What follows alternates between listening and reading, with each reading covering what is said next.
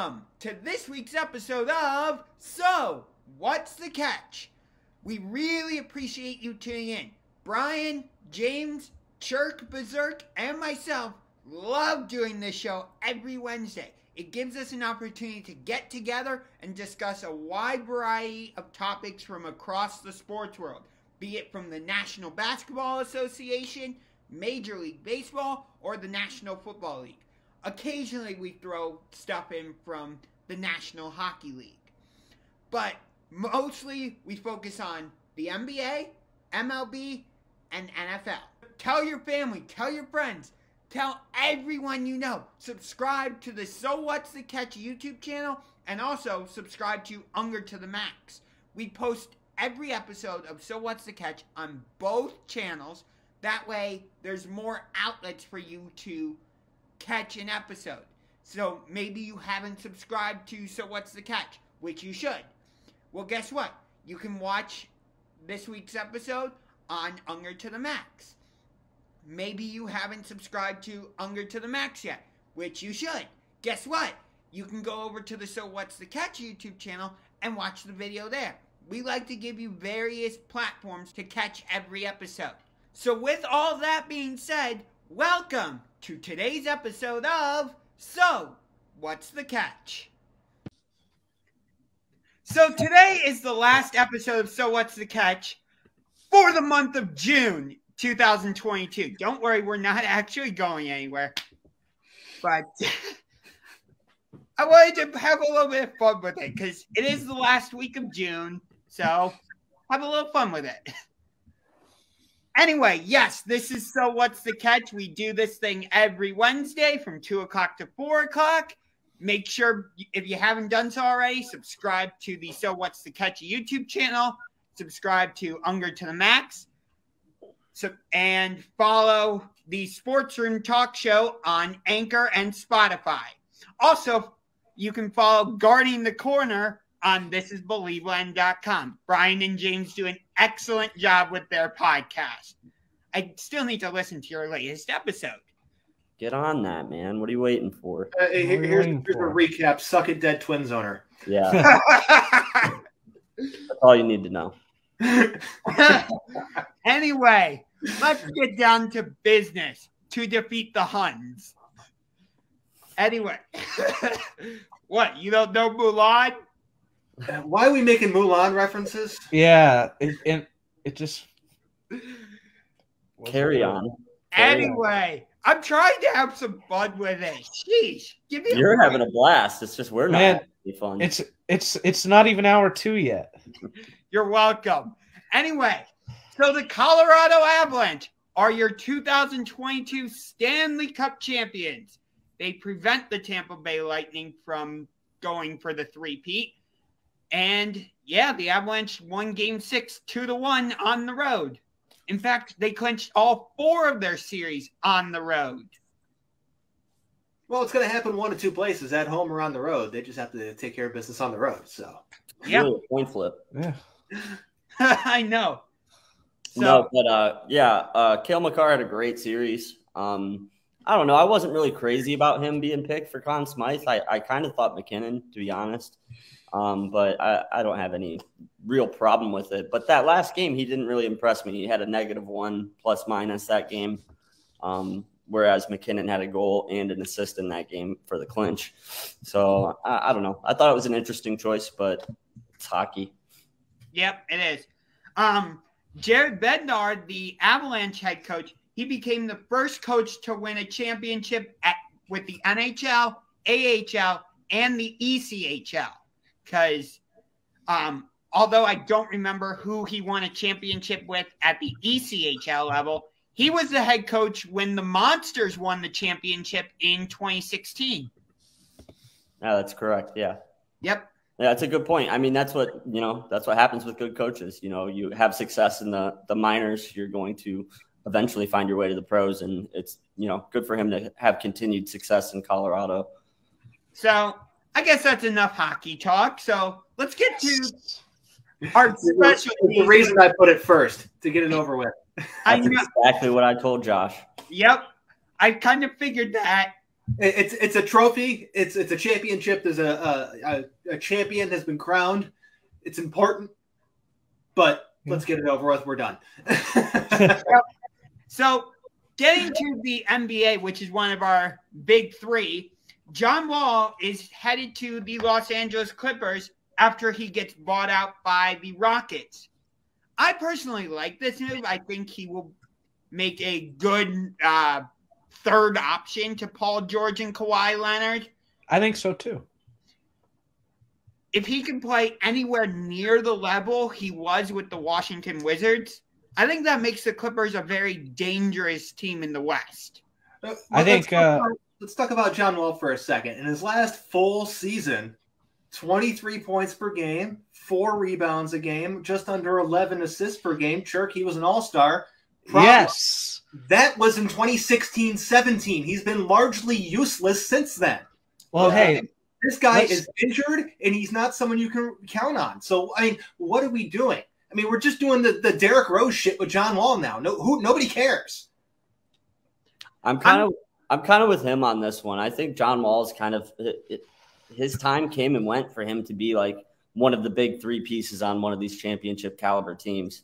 I think the Clippers get better by doing it, but I don't think that they get like enormously better. You know what I mean? I think it's a slight improvement, but also, you don't know if you're going to be able to keep John Wall on the floor. And that's the other thing, is he going to be able to stay healthy? I mean, if just unknown entity that is Kawhi Leonard and his ability just to disappear for a year at a time.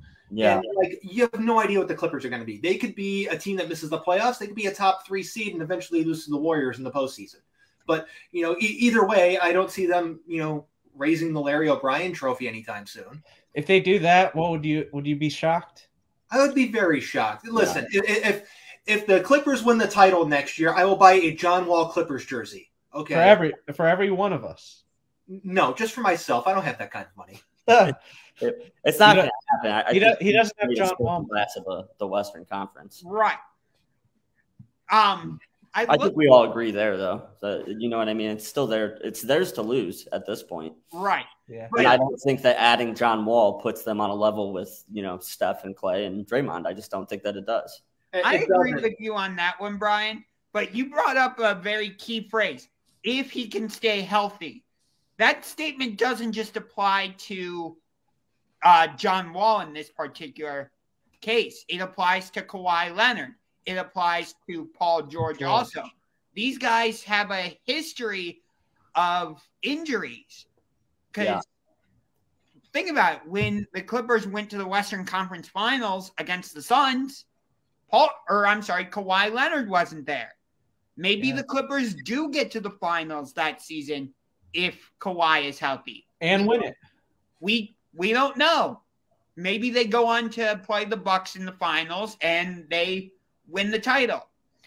I know that's a lot of maybes, but you never know.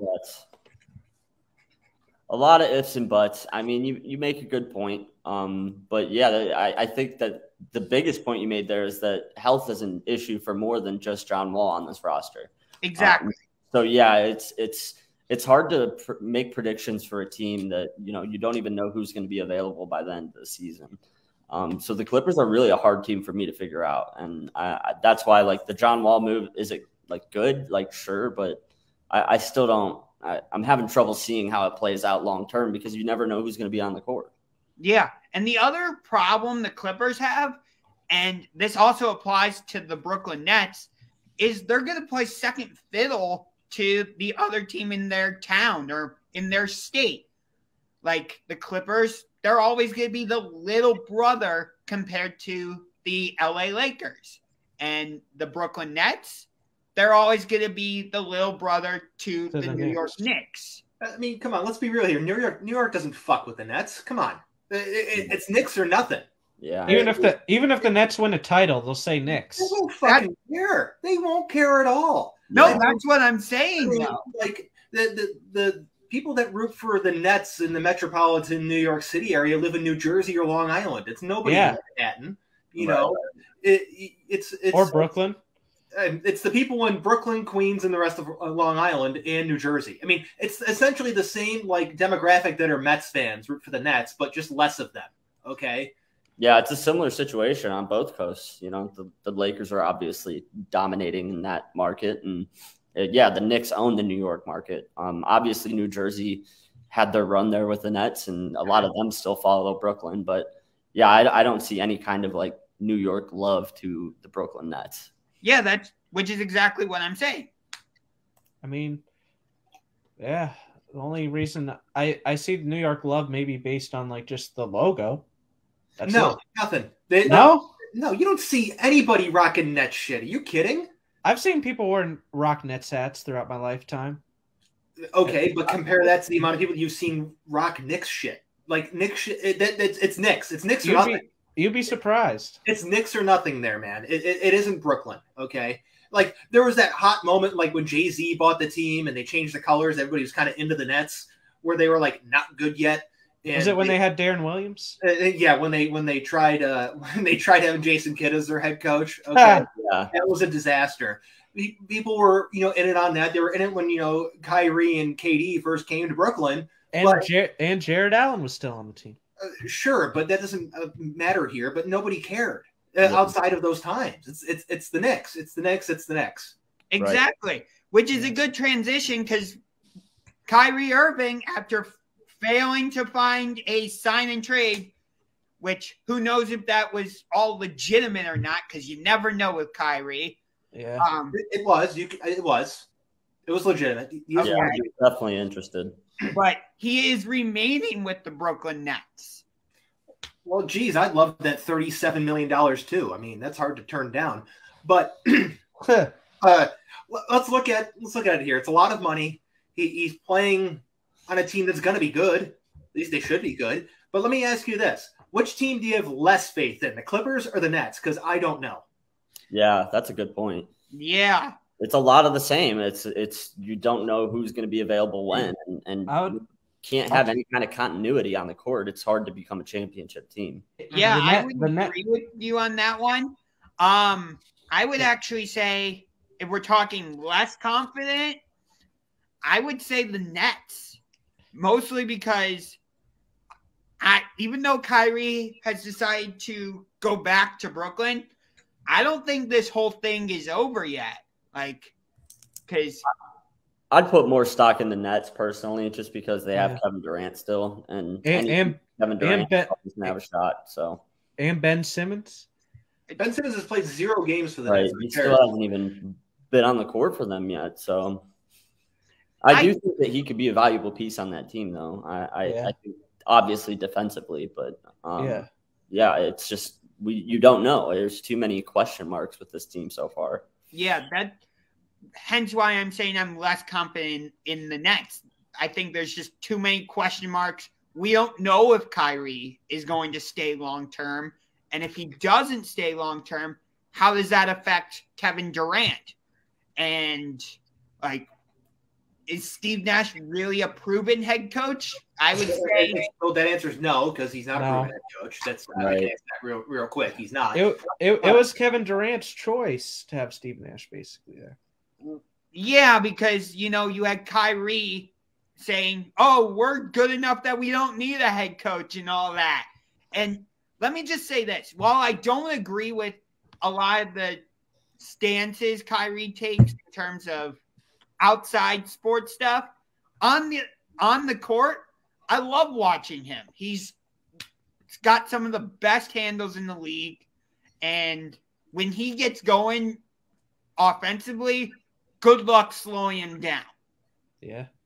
So I enjoy watching him on the court, off the court, different story. But you have to separate those two when it comes to Kyrie. Yeah, from a coaching standpoint, I mean, obviously Nash is unproven. The only reason I give him the edge is just because, to me, like, Durant and Kyrie they're more talented than, they are. You put them up against any two players on the Clippers, and they're clearly the more talented team in terms of top two. I think Kawhi can be pretty good. We're not talking about pretty good. We're talking about who's better, Kevin Durant or Kawhi versus. I might pick Kawhi, actually.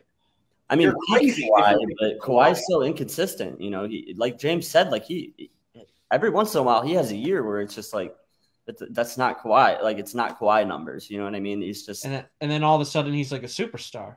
Another year. Durant, you always know what you're going to get with Kevin Durant. You know, his star has never faded. His numbers have never faded. Like no matter where he is or who he plays with, you know what you're going to get. Whereas, you know, we've seen Kawhi Leonard move around and not, you know, have automatic success every time that he's, you know, moved from one team to the other.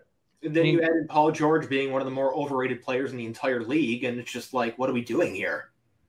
Yeah, you're real cute. You gave yourself a nickname, but nobody cares until you win something that matters. Yeah, I'm taking Kyrie over Paul George, and I'm taking Kyrie over John Wall every time. So I'll give you that one. Let me ask you this, Brian. Is the gap for you, let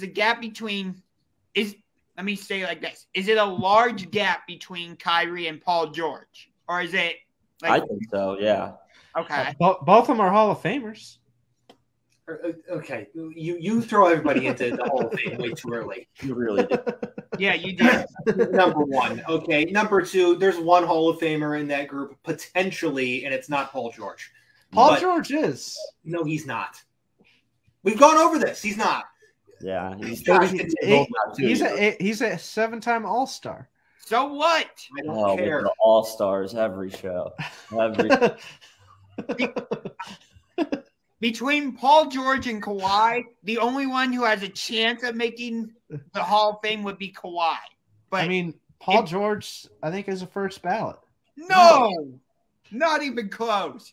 Yes. But, no way. But between the four of them, he's good in his prime, and but like he's a six-time All-NBA team, four-time defensive All-Team Hall of Fame numbers. No. Okay.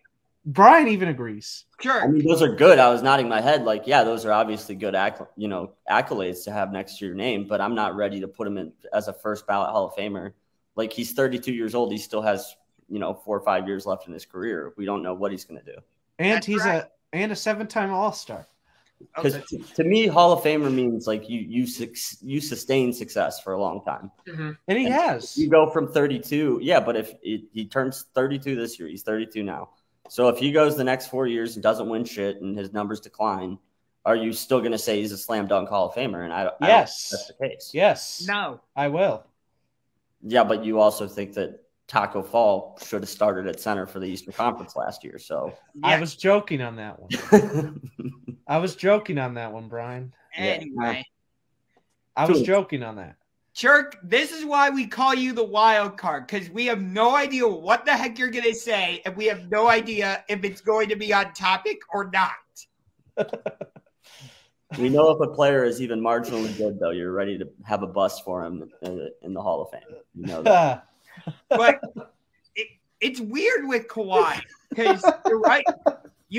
Ryan and James, I agree with you. Like, he'll have seasons like what he did in Toronto in 2019, where the Raptors don't even make it to the finals if Kawhi's not on that team. Let's get the record straight there.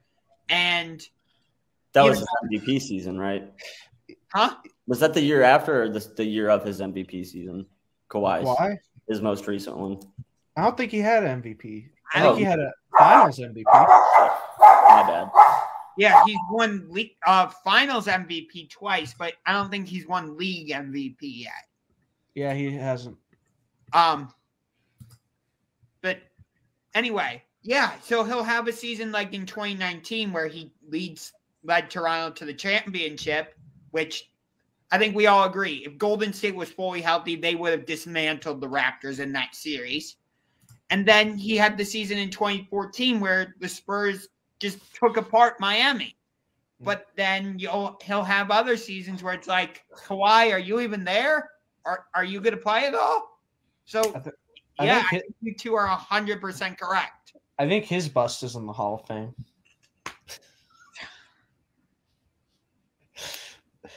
What are we? Is this the Hall of Fame show? Are we just going to run through the NBA? No. Listen. No. You're running with a whole group of players who belong in the Hall of Very Good. Okay. Yeah. Hall of Very Good is not good enough for a Hall of Fame. Kawhi's won 2 championships, though. A lot of players have won 2 championships. That doesn't put him in the Hall of Fame. And he's a 5-time All-Star. Nope. Oh, for fuck's sake, with the All-Stars. Like, we have this conversation every week. Here's what I'll tell you. If I had to bet today whether Kawhi Leonard is in the Hall of Fame at the end of his career or not, I would say yes. Okay. Thank you. But there's an unknown here, and that's how much longer is he going to play. That assumption's being made with the fact that maybe he does win another title. Maybe he does get some more accolades. Maybe he continues to play good. But maybe he gets hurt. Maybe he just is like having year-long rehabs for no reason with nobody knowing what's going on. Maybe he has another thing where he like refuses to play for the Clippers and wants to get traded somewhere else. Like, we don't know what's going to happen here. And so you don't know what the rest of his career is going to entail. There are so many things that could keep him from making it there. Okay? Yeah, he's only 31 too. He could come to the Cavs. He could abruptly retire. I bet more on him abruptly retiring than him playing to 40. Yeah. What about him coming to the Cavs? Again, abruptly retiring and then coming to the Cavs. Right. Okay? I'm betting on him retire. I think he likes this team's potential. I don't know where this is going. Yeah. So anyway, getting back to it, Russell Westbrook is also remaining with the LA Lakers. Of course he is. Well, bad decision. Well, this is happening for 2 reasons. One, $47 million. Okay. Yeah. 2, the Lakers didn't get Kyrie yet. So they need somebody. Yeah. They need somebody good. I think the fit's terrible. I think the Lakers are going to be meh again. Yeah. But Me too. I think if they could find a way to move Russell Westbrook, it'd be the best interest of everyone. Have him go put up stupid numbers playing for the Hornets or something. Okay. Yeah. Or the Pacers or somebody like super shitty. Or the Kings. The Kings. Yeah, go play for the Kings. Go play for the Kings and go have the time of your life. Okay. Yeah. Of winning like 30 games too. Win 30 games. Go win another MVP. Okay, average thing where he averages a triple-double for another season. Like, he doesn't give a shit about rings. He doesn't care. He doesn't care about going to the playoffs. No, much less than rings. No. I mean, I would argue he does. That's why he's playing so hard to get triple doubles to get his team in position to win games. But that's a different story. But I thought if he didn't care, he wouldn't be giving assists. He'd be just chucking up every single shot as he can. Rating Andrew Bynum's Cavs practice. Okay. Is he assist hunting though? What do you mean? He still averaged over 7 assists. Hunting. What are you talking about? Like, he only passes the people that he feels confident with. Oh, the ones that very make selective. How terrible. Yeah, right. I'm going to pass the guy that's going to make his shot. Right. I think that as a point guard, that's part of your job. But yeah, that is part of your job. You decide where to make the play happen. You decide whose hands the ball is going to. Like, yeah, if he thinks that player X is better than player Y, then yeah, pass player X the ball in an important situation. Yeah. It's not like LaMelo Ball scoring 100 points in a high school game, cherry picking and not playing defense. Okay. Right. He's actually making plays in an attempt to win games. Yeah. Not leaving his teammates left to play 4-on-5 while he waits for a layup. Yeah, he still averaged over 7 assists a game last year. So even though his offensive production was down, like he's still passing the ball. He's still trying to win games. I'm not saying he doesn't care about winning at all, but I think that his motivations are not the same as a lot of people. I think he does care about personal statistics. And that's what I'm saying. Grades. That's what I'm saying with the assists.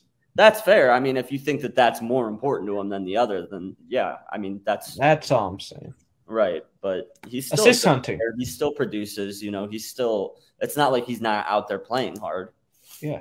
Right. So, Churk, if I'm hearing you correctly, you think Russell Westbrook is a little bit of a selfish player? A little bit, yeah. I think he assist hunts for the statistics. I don't think assist hunt and selfish don't go hand in hand. No, what is happening means that here? you're giving the ball to somebody else. But it's forced his own statistics, though, not to win games. So they score points as a team. Right. That's getting an assist is the complete opposite of being selfish. Right. Selfish would be if you went out there and you averaged 38 points and half of an assist per game. Okay. You know what I mean? Like that's selfish. Like Colin Sexton. I mean, Colin Sexton is That was more averages of a more. by But necessity. It was just he played on a shit team, and somebody had to score points. like, I don't know. Do you remember Brandon Jennings? Like Brandon Jennings, okay, he had like no assists per game ever. He shot the ball a ton. He was inefficient, and he was just an awful player. Okay, yeah, that's what selfish looks like. That is what selfish is. Why did the Bucks like him so much? Because they had nobody else. Right. That's why. That was their option. It was Brandon Jennings or they had Andrew Bogut. Yes, they had Andrew Bogut during that. But time. he was hurt the entire time. So it's the Brandon Jennings and Yi Jinlin show. Okay, nobody wants to watch that. Okay, did they still have Michael Redd? This might have been post Michael Redd. But he was injured a lot. But like, that's a selfish player. Like you're trying to convince us, okay, that he's a selfish teammate with 7 assists per game. Nah, it's silly. He's a bad teammate because he passes his teammates the ball. No, but he's looking for the statistic, not for his teammate. Like he's thinking about that number. It doesn't work like that with assists, Churk. Yeah, it's active and assist. You want to say with rebounds? Maybe I'm with you. Maybe I'm with you on the rebound thing. Yeah. Okay. But there's a difference between Ricky Davis throwing himself the 10th rebound of the game off of his own basket and doing what Russell Westbrook does, which is actually be a productive player and help his team win. That's where we're saying that there's a difference. Like, he's still a productive player. He's still trying to win games when he's on the court. He's still useful. That was so funny. He's not the dominant player that he was on a team when, they needed him to control the ball a lot more. Yeah, that was so funny when Ricky did that, though. It was funny, but that's the kind of it was funny. Cavs basketball. There's a reason that team ended up with the number 1 overall pick. Okay. It's not because they were good.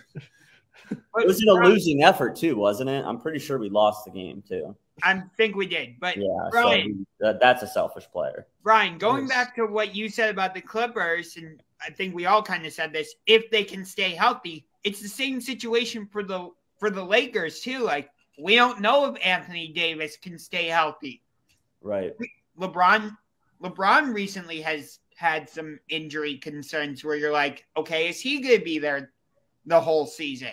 Not obviously, I'm not indicating that the Lakers are going to trade him. I just injury concerns. Here's what this is: he's making a career decision based off of body maintenance. He's not really hurt. He's hurting, but he's looking at the Lakers. He sees that they're going nowhere. There's no future. Why go and risk a serious further injury when I can wait a few games, rehab, then be fine? Right. That's what he's doing. If Anthony Davis gets hurt and he's out for a long time again, you're going to see lots of load management situations with LeBron. That's just the way it is. He's older. He has back issues. Okay, that's not a secret. Like I share the same issues LeBron does with back injuries. Okay, if there's a couple days in a row I don't go with exercising, my back will hurt. LeBron has the same issue. Yeah. Right, but didn't he? I know he legitimately got hurt against the Hawks last year. I think it was a major ankle injury, right? I mean, yeah, he has gotten hurt, actual injuries from time to time, sure, but like you see him taking more games off because of injuries at this point in his career when the Lakers are not competitive.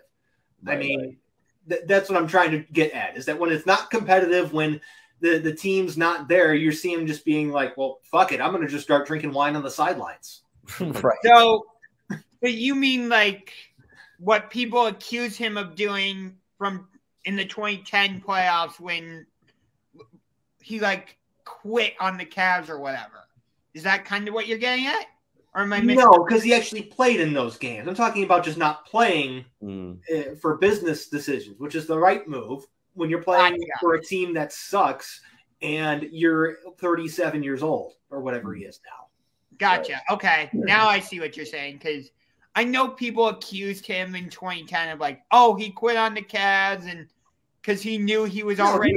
He was still playing those games. I'm just talking about him just like not playing anything close to a full season. He did play, but I don't think he put a full effort into those. Okay. I see what you're saying now, James. Yeah, it's not the same. Right. I don't think he put on a full effort those games. Josh is right about that. Okay. I don't want to say that. I don't want to say that he didn't care. I will say when the game was at the pivot point of games where it was going to turn into a loss, he was more prone to not trying as hard, I will say. But up to that point, he was trying. When the game became insurmountable, he said, fuck this, essentially. Okay? And you know what? As time's gone on, I'm just like, okay, I get it. Mm-hmm. Like, when you're at a certain point and there's no way you're going to win, fuck it. Yeah. Michael Jordan didn't say that, did he? Yeah, but he never reached that point. You know, he never had to come to that. Kareem never said that. Who is better than Jordan? Okay.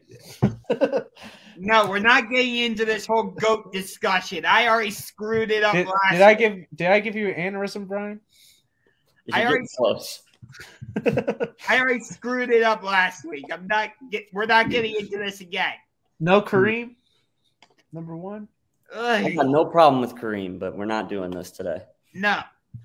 Anyway, moving on. The Knicks and Pistons made a trade. Nerlens Noel and Alec Burks are going to the Pistons, in addition to 2 second-rounders and cash. Well, Pistons are building a team. They are. The Pistons are. Yeah. I know we'll get to the draft later because you guys had strong reactions to the Ojai Abaji pick, but we'll get to that a little bit later. But as a Cavs fan, I gotta say I'm a little bit nervous about the rest of our division. Besides for the Pacers, like I think Zach LaVine is going to re-sign with the Chicago Bulls, and they're going to be a pain in the ass. We know the Bucks are going to be back because Chris Middleton's going to be fully healthy. They still have Giannis. Drew Holiday is a very good player, and they just won the championship in 2021. So I don't know we're a shoe in to make the playoffs like maybe a lot of people think we are after what we did last season. I don't think they're a shoe-in playoff team at all, to be honest. It has literally nothing to do with this Pistons trade, okay? Nerlens Noel is nothing, okay? Alec Burks... He's a good rotation player. He's a nice guy off the bench is what Alec Burks is. Okay? He's a good six man. No. Nice guy off the bench, not a six man. Yeah, I wouldn't go six man. That's a little more. He's a guy who'll average like maybe 12, 13 points a game. Yeah, James, I will agree with probably on the lower end of that spectrum, maybe closer to 10. But yes, I think he can be in that range for a team if the team is, I guess, good enough or has enough good players around him. Okay, I think Detroit is trending in that direction. I still think they have a long way to go. Yeah, James, I'm not basing like my analysis of what I was just saying off of specifically this trade. I'm just talking about like what Detroit is building in general with drafting Ivy 5th overall, Cade Cunningham. Mm-hmm. So yeah, they're putting together pieces, but this was about depth. It's just about adding depth. But yeah, they've got a long way to go. I don't necessarily think that like the Pistons should expect to be the Cavaliers of last season or anything like that. And you're absolutely right about the Cavs. Like we're not guaranteed anything. We still got question marks of our own that we have to figure out. So it was a good draft pick. We'll get to that. We're not there yet, Churk. We got to mention why the Knicks offloaded all of these assets. That's because they're pursuing Jalen Brunson. They want to give him a large contract. Oh my God, no! And they had to clear cap space to get Jalen Brunson, which is what they're trying to do. No, that's an awful idea. It's the Knicks. So yeah, the Knicks. It might scream of desperation, but it's the Knicks. It's a Nolan move. It's definitely a Dolan move. I mean, it's a Knicks move, is what it is. Take the Dolan aspect out of it. It's just the Knicks. I mean, come on. Look at all the giant mistakes the Knicks have made over the years. Okay, you can just Dolan. It's not just him. It's just the Knicks being the Knicks. Whoever's in charge. Yeah. Look at the Phil Jackson era of the Knicks. Yeah. That was a complete disaster. Yeah, that was bad. Then you look at I think the only good thing that's come out of the last couple of years for the Knicks is that they didn't re-sign or sign Kevin Durant and Kyrie Irving because that would have blown up in their faces. Yeah, we Okay. saw how it ended up with Brooklyn. So. That first year where Kevin Durant didn't play a game, don't you think people would have been harping on the Knicks every single day because Kevin Durant's not playing? It would Yeah. have Is this contract a disaster because Kevin Durant's not playing right now? Imagine the Mike Francesa clips in New York on a daily basis, okay, of just complete nonsense. Imagine all the talking head douchebags on ESPN and FS1. That would be all they're talking about. Yeah, okay? Every single day it would lead the show off. It'd be the same thing, and it would be just take the Nets talk about what happened with Kyrie and KD, switch it to the Knicks, and amplify it by 100. Okay, Right. because that's what it means. Because it's the Knicks, because the Knicks matter. Yeah, and it's crazy. Like we talked about this earlier. I would bet you that even if the Nets were to somehow win the championship, that would not be on the front page. On the front page would be something about the Yankees or something about the Knicks. No, it'd be front page, but don't worry. In the sub headline, it would mention New York's first title since the Knicks won in whatever year it was. They would still find a way to cram the Knicks in there. Okay, Yeah. That's fair. Yeah. But Jalen Brunson, I don't get why they're so. I get it. He had a fantastic season with Dallas, which I don't get why the Mavericks aren't re-signing him because I liked that backcourt pairing of him and Luka Doncic. But if the Knicks think like, oh, us signing Jalen Brunson is going to put asses in the seats. It's going to get the Larry O'Brien trophy. If the Knicks think that, they're crazy. Yeah. Like, you think New Yorkers are going to go out and buy Jalen Brunson jerseys by the thousands? Right. Even by the hundreds? No. Yeah, I mean, you look at his numbers last year. He's 25 years old last season, 16.3 points a game, 4.8 assists. Where's his rebounds? And 4 rebounds, 3.9 rebounds. So, yeah, nothing that absolutely blows you away by any means. So, yeah, this is a move to me that just screams of desperation. It's just that they're flailing to try to do anything they can to make their team better. And this just doesn't, to me, move the needle at all, in my opinion. Yeah, when they made the playoffs in 2021, I'm like, okay, this isn't real.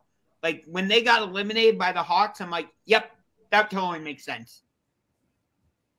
I mean, it did. I mean, the one thing I will say in favor of Brunson to the Knicks is that Brunson just came off his age 25 season, so he still is young enough to convince yourself that this deal could work, that this might be something that, would be a way to drastically improve the Knicks, but you never know. I mean, age is on their side, but you don't know really what you're going to get out of this. Yeah, there's way too many unknowns with this. All right, Churk, you've been waiting for it. Tell us why you love the Cavs draft pick, then I'll tell you why you're wrong. Well, I'm not even going to say anything because you know why I love this pick. Because I think he can be a great shooting guard to go with Darius Garland. I mean, him, Okoro, or him, Levert, Okoro. It's going to be great, man. And we got a backup center, too. Yeah, when we drafted that center, I did not understand that at all. That pick made no sense to me. Well, he's not going to be playing. They're just holding his rights is what that pick is. That's about right. He's not playing. You sure? Gotcha. Yes. Who will get more minutes, him or Taco? Taco, because the other guy's not going to be here. He'll be Taco here. plays a single minute, he'll get more minutes than the guy they drafted with their second pick in the draft. Okay. Churk, I find it fast. Like, it is so on par with you. Any way you can, you bring Taco Fall into the conversation. Any way you can. That is why in the Facebook Messenger chat, we call you Taco's biggest fan. That is why. He was great, wasn't he? Anyway, getting back to Ojai Abaji. I really like this pick because there were too many times down the stretch where it felt like everything fell on Darius Garland. Like, Darius, okay, Darius, go out, score 20-plus points for us tonight.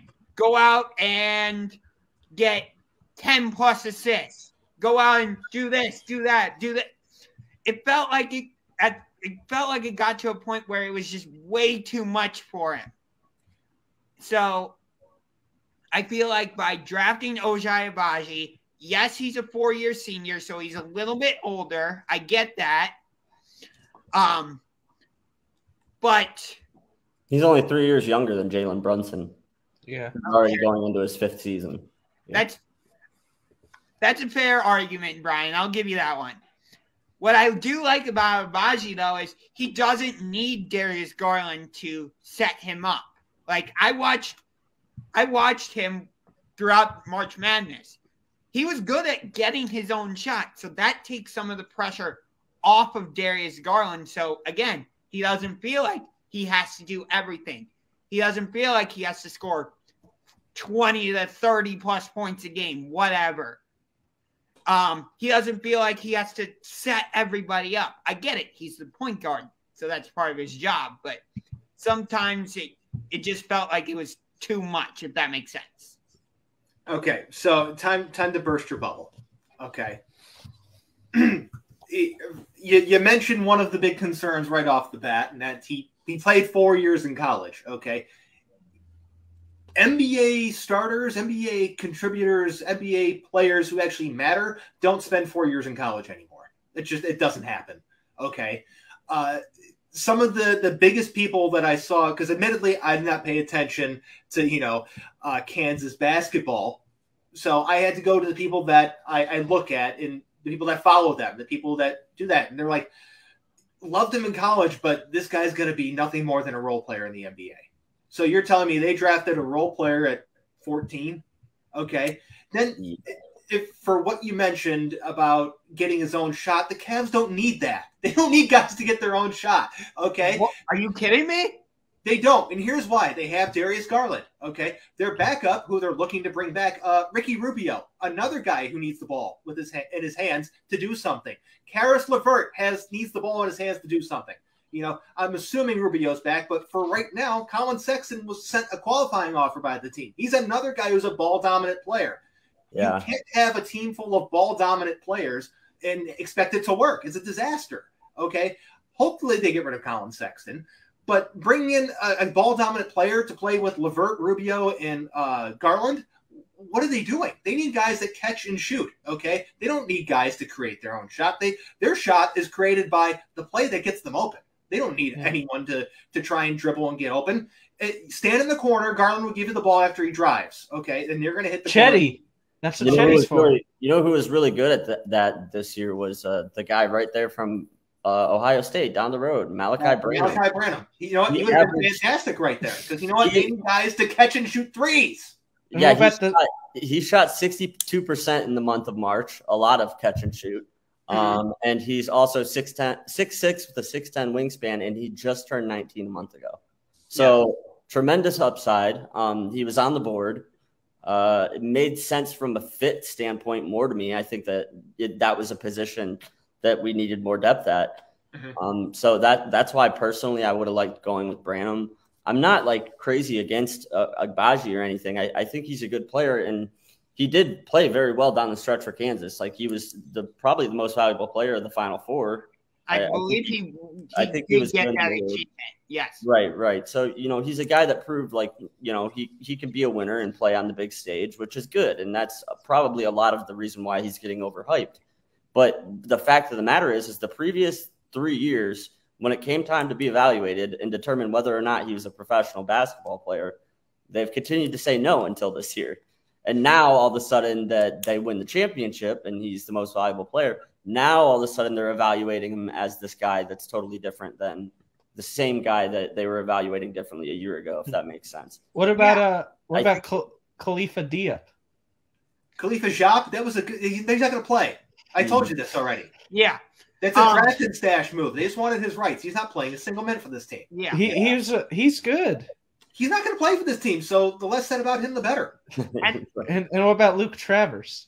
Who cares? But Josh, I'm not like crazy against the pick or think that Branham's a bad player or anything like that. So I don't want to give the wrong impression. I really thought that Branham was the right fit there, and that's why I was like kind of head scratching at this one. Yeah, I can see that. Yeah. If we had selected Malachi Branham, I would not have been against that. Mm-hmm. I agree with you. I think the fit would have been absolutely fantastic because it would have given us a way to be like, okay, Lowry marketing, thanks, but goodbye. So if it would have been Ohio State and not Kansas that won the championship, he would have been the pick. Yeah. He's getting a lot of overvaluation because of the success they had in the tournament. Yeah, I totally see what you're saying. I hate this. I just hate it. I hate it. I think it's terrible. I think it's awful. And you drafted a role player. Yeah. I'm somewhere in the middle. I'm like, I think there are better options out there. So I don't think he's going to be bad for us. I still think it's like a D. Don't draft a bench player at 14, Churk. Right. That's my problem with it. You said he's a role player, so he could average like 12 points for us.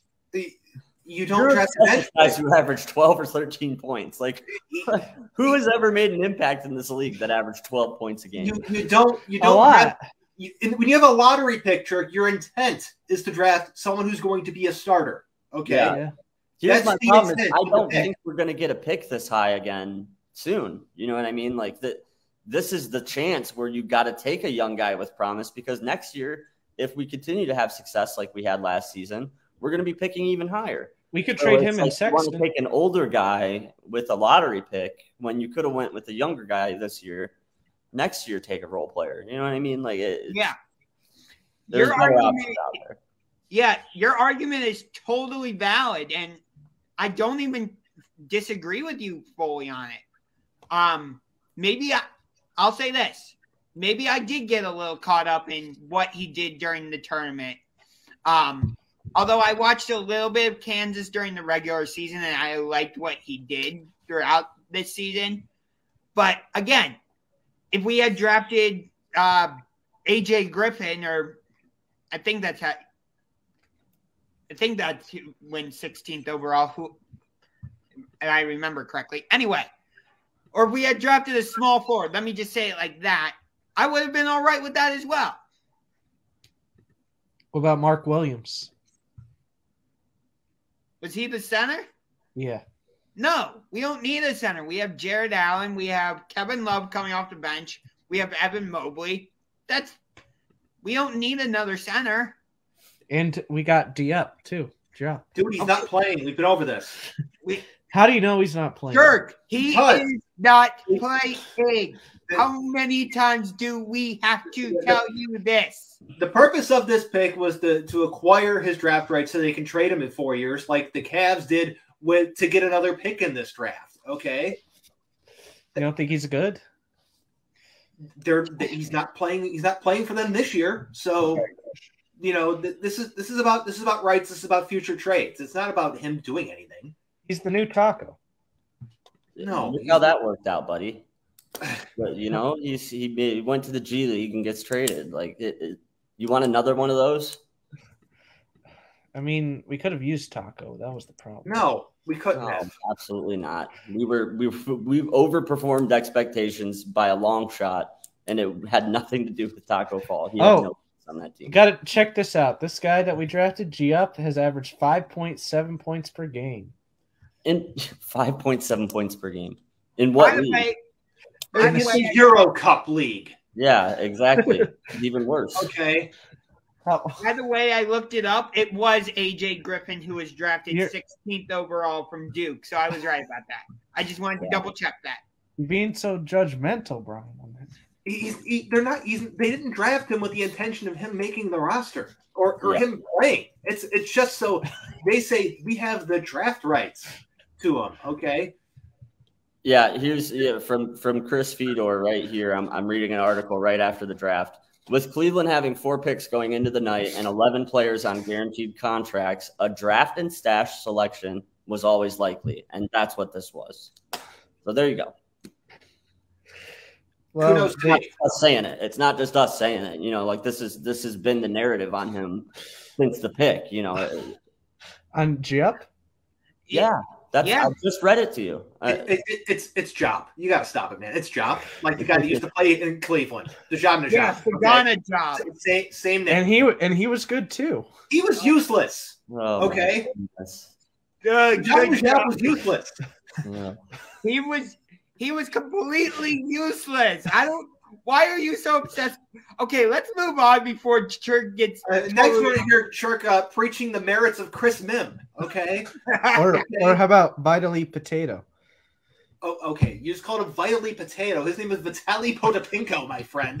You just called him Vitally Potato. That's what it looks like to me.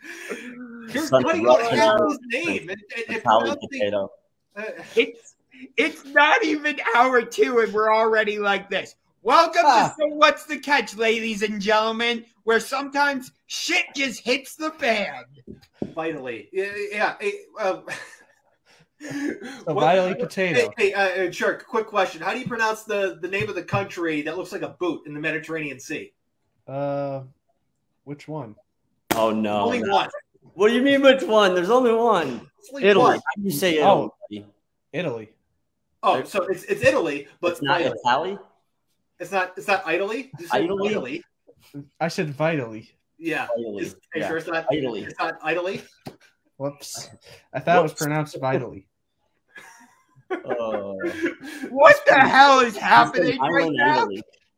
I mean, he could be Vitally Potato, though. AC Milan from Italy. Vitally Potato. Vitally Potato. Vitally Potato. There we go. Is a bad translation when you have the five guys over in a different country. Okay. All right. Vitally Potato is vital to our business operations, but it comes out as Vitally Potato. Okay. Vitally Potato.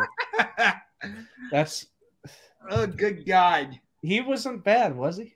So Colin Sexton received a qualifying offer. Thank you for getting us back on track, Bryan. Thank you. Yeah, yes, let's go there. Yes, Colin Sexton received a qualifying offer, making him a restricted free agent.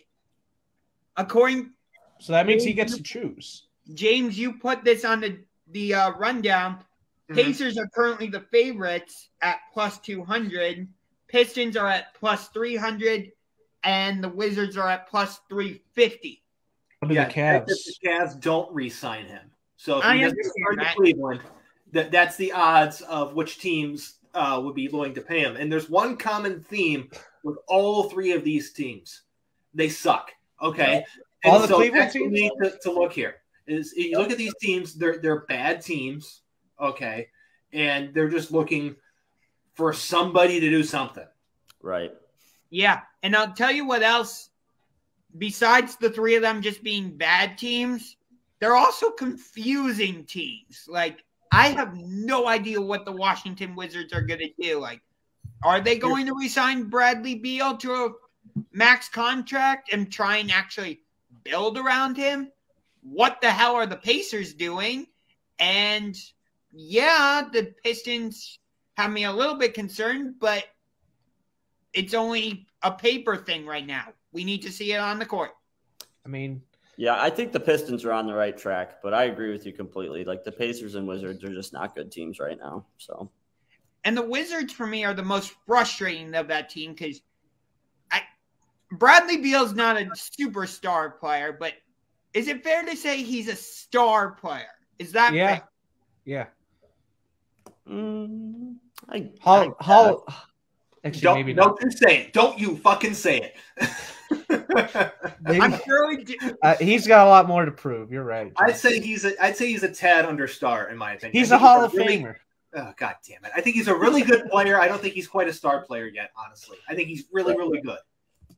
Another guy from Kansas, right? Bradley Beal. You don't think he's no? He's not from Cleveland. He's from St. Louis, Kansas. Oh yeah. Yeah, like that we were just talking about. University of Kansas?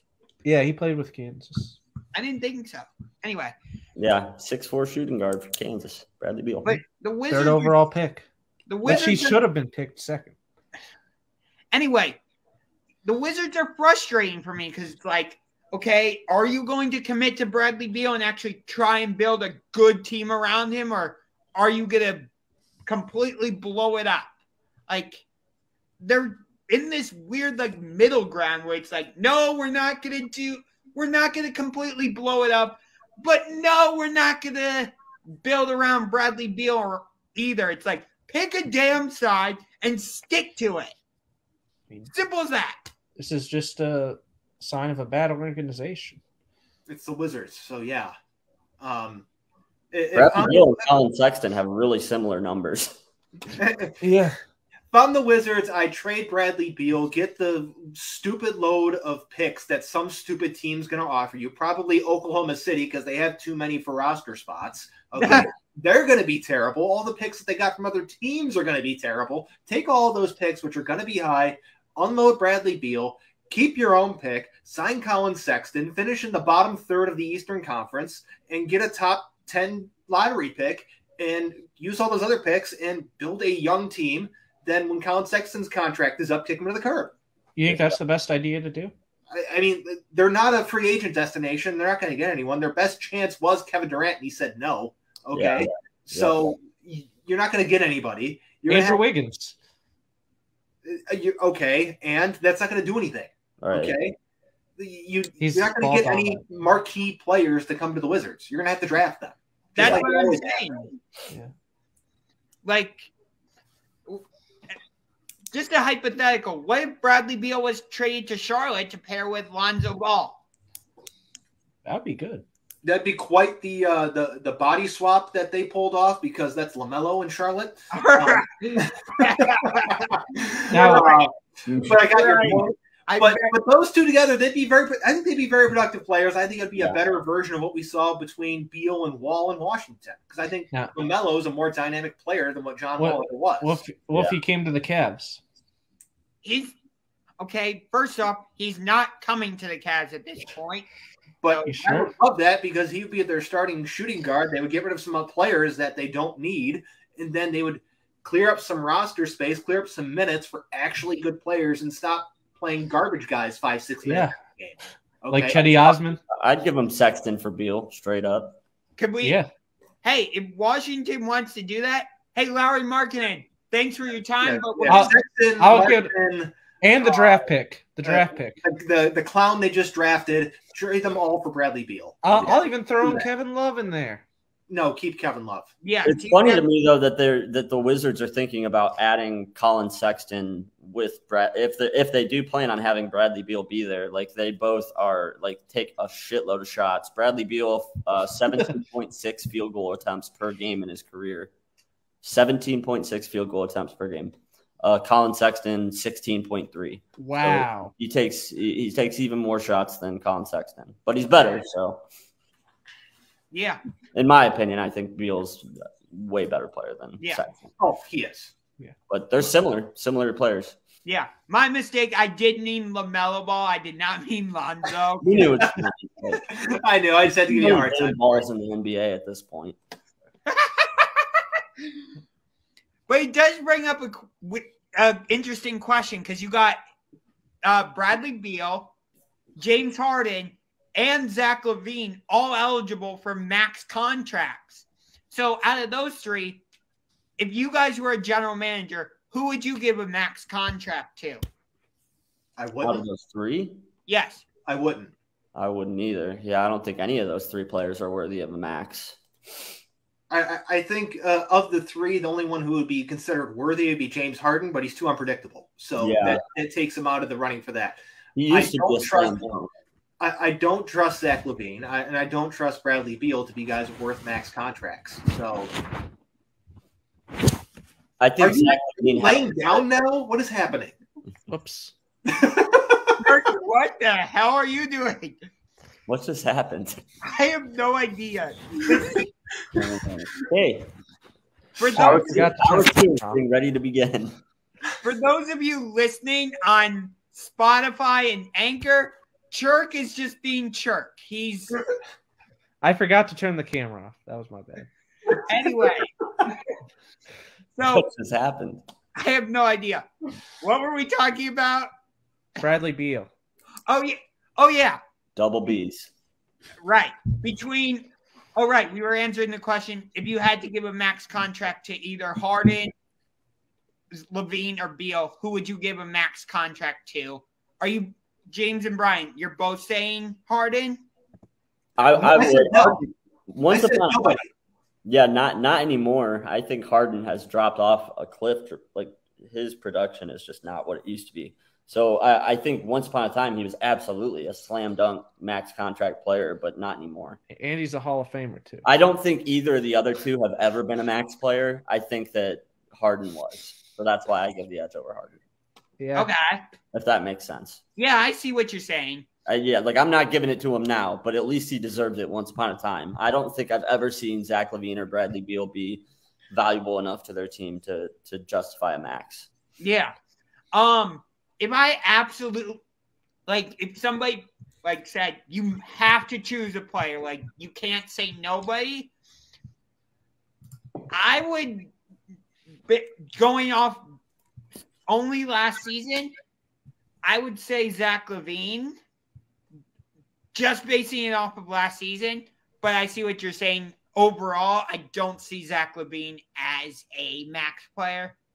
But looking at what he did with the Bulls and how the Bulls were able to make the playoffs, granted they got dismantled by the Milwaukee Bucks, I get it. But still, given what he did last season and how the Bulls took a step forward, he would be the player I would at least consider to give a max contract to. But I do see what you're saying about his overall body of work. Yeah. If that makes sense. Yeah, that makes sense. For what it's worth, James Harden, 7.6 win share last season, as opposed to Bradley Beal. Or who were we just comparing him to? Was it Beal? Zach. Oh, Levine. Okay. Where is his win share is 5.8. So 5.8 win share for him, 7.6 for Harden. So marginally better for Harden last season. So not that big of a gap. Not a huge gap, but still it's a significant number bigger, to be more than one win share above, I would consider significant. So fair enough. I get it. Yeah. I mean, and that win share stat, it's not as effective of a basketball stat as WAR is in baseball, in my opinion. It's kind of funky win shares, but yeah, it's still something worth looking at, in my opinion. And here's the thing with Harden, though, you have to consider that halfway through the season, or I think it was halfway through the season, approximately, he was traded from Brooklyn to Philadelphia. So I'm on Basketball Reference. I'm sorry, I have to do this. I'm looking at nicknames listed for James Harden. Obviously, the beard. Everybody knows that. Did you know he's also known as El Chapo, Jimbo Slice, and Honey Bun? El Chapo, one of the worst humans on planet Earth. He chose that as one of his nicknames. Jimbo Slice, obviously an homage to Kimbo Slice, R.I.P., and then Honey Bun. As someone who's also been referred to as Jimbo Slice in his lifetime, I can appreciate that. That one's okay, yeah. That's kind of a natural nickname to get. Yeah. But the other ones, El Chapo, that's rough. Yeah, that is really rough. Right. And then to finish off the NBA section, James, you have on here 7th best odds to sign Malik Monk at plus 400. Yeah.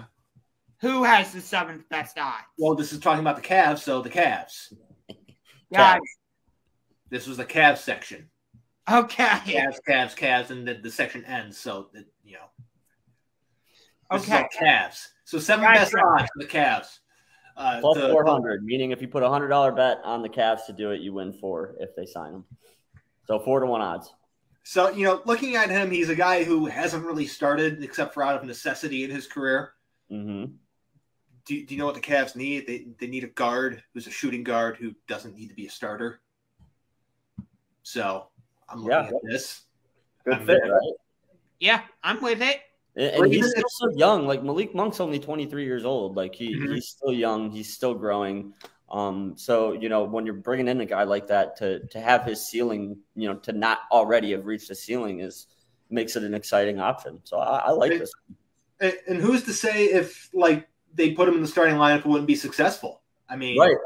because he doesn't have to be the guy on the Cavs, because the guys on the Cavs starting lineup it's Mobley, it's Allen, it's Garland. Right. And then you're starting a shooting guard. So let's say you do put Malik Monk at the starting shooting guard. Who do you put in at small forward? Who cares, really? They're probably marking in, probably be marking in since he's still under contract. Yeah, that's a position that needs address.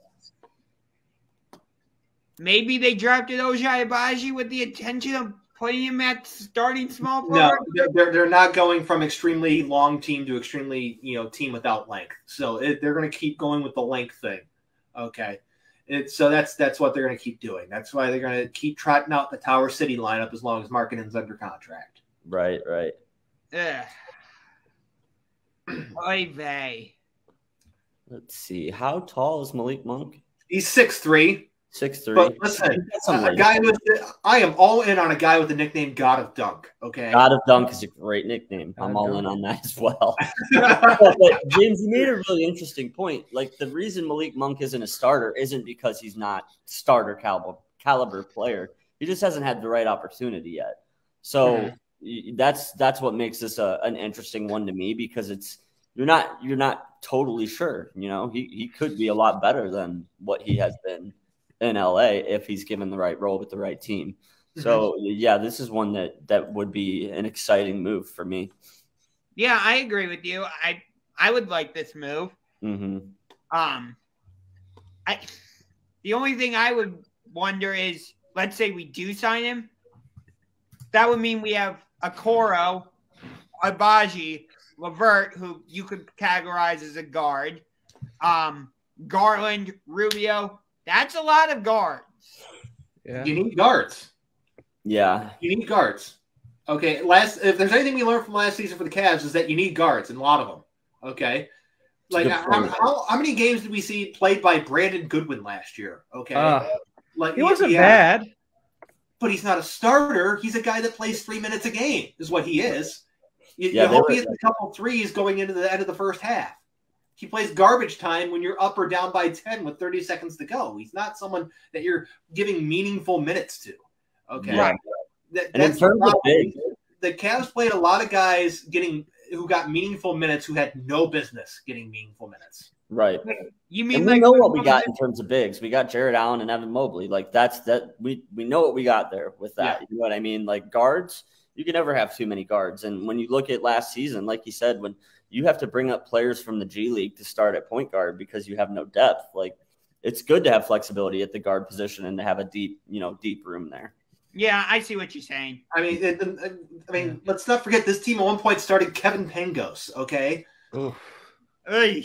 Yeah, so I'm not gonna be mad if they add another guard to the mix. So even if it ends up with them removing another guard or two guards from the mix because you don't have enough playing time for all of them. Can we get rid of Okoro is a defensive specialist? Like, he's not an offensive contributor in this lineup. Like, at least a guy like Monk at shooting guard, like you're gonna get both ways. You know what I mean? Yeah. Because I don't know. For me, Okoro is nothing but a defender. He's a bench player that is good to bring in and have some fresh legs for defense. But that's about it for me. You said it yourself, James. It's like Tayshaun Prince for the Cavs. That's what he is. He's Tayshaun Prince. Yeah. According to Churk, Tayshaun Prince is the first ballot Hall of Famer, though. So yes. He's not a Hall of Famer. I never said that. Of all the people that you brought up today and commented on Hall of Fame status, you said Tayshaun Prince is not a Hall of Famer definitively. You're going to give me a hard time for Tayshaun when you put – who do you put on the Hall of Fame earlier? Zach LaVine? No, I said Paul George. Oh, yeah. Somebody else, too. I put in I said Kawhi Leonard. Let's not regress back to that. No, let's not go back there. Let's move forward. Let's go to the brawl, the big baseball brawl. Yeah. Actually, before that, a couple quick things. Freddie Freeman returned to Atlanta over the weekend. So, did you guys watch any of that series or not? Bits and pieces. I saw his interview. I watched the interview, his first one in Atlanta. I flipped over to it to see his first at bat, but I didn't watch any of the games of that series, like from start to finish. No. Gotcha. Yeah. Yeah, I watched the 2 games that were on national TV, the second and third games, and it was pretty interesting to watch. You could tell it felt like Freddie Freeman was like, yeah, I never should have left this ball. I never should have left this organization. I never should have left this ballpark. Why do you think he fired his agent? Right. Immediately after this series. That's not a coincidence. Yeah. I was going to bring that up, but you did. So did you guys have any strong reaction to Freddie Freeman firing his agent? It's him being pissed off at his agent that he's not in Atlanta anymore. That's all this is. Yeah, I mean, it made sense to me. You know, obviously, if he had it his way, he would still be in Atlanta. So yeah, like if they didn't make it possible for him to do what he wanted to do, then what's he paying him for? You know, take a chance with somebody else. So that didn't really shock me.